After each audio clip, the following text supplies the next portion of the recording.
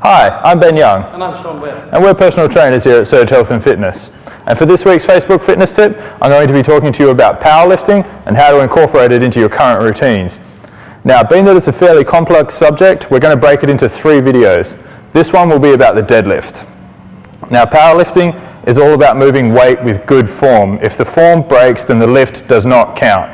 So the first thing you need to do is set yourself up so that you have maximum leverage and power application. Now, we always start with the bar on the floor. It's a deadlift because it's a dead weight. No momentum from bouncing off the floor. Now, you want to stand with your feet narrow, so about hip width apart. And you're going to grip the bar with your hands under your shoulders or just outside the thighs. It's important you don't go too wide because it will decrease your leverage and increase the strain on your shoulders. Now, you're going to sink into a half squat with your butt out. Drive through your heels and pull the bar up. Good. Okay.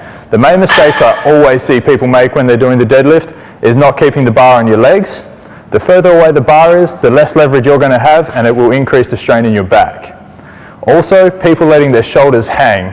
You have to keep your shoulder blades squeezed and your shoulders up and tight. If you let them hang, the weight turns into a traction force on the joint and starts to pull it apart, which can lead to shoulder injuries. Now, powerlifting isn't just for guys who want to move a lot of weight. Okay, it's also a good tool to help you with fat loss and bodybuilding. Fat loss because the energy expenditure is huge, bodybuilding because the muscular effort is huge.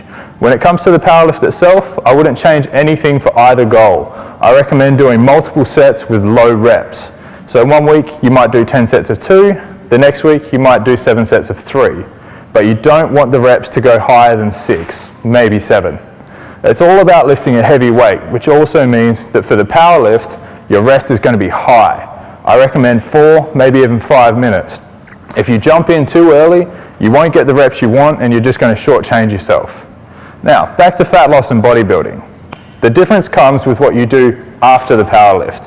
For bodybuilders, I would follow up with 2 back exercises, 4 sets each with reps ranging from 10, 8, 6, and 6, and about a minute to a minute and a half in between your sets.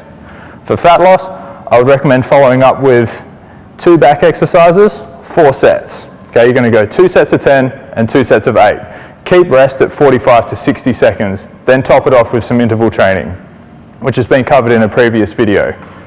Now, I could go on about this for forever and a day, so if you have any more questions about anything I've spoken about today, feel free to come and ask myself or any of the other trainers here at Surge Health and Fitness. See you next time.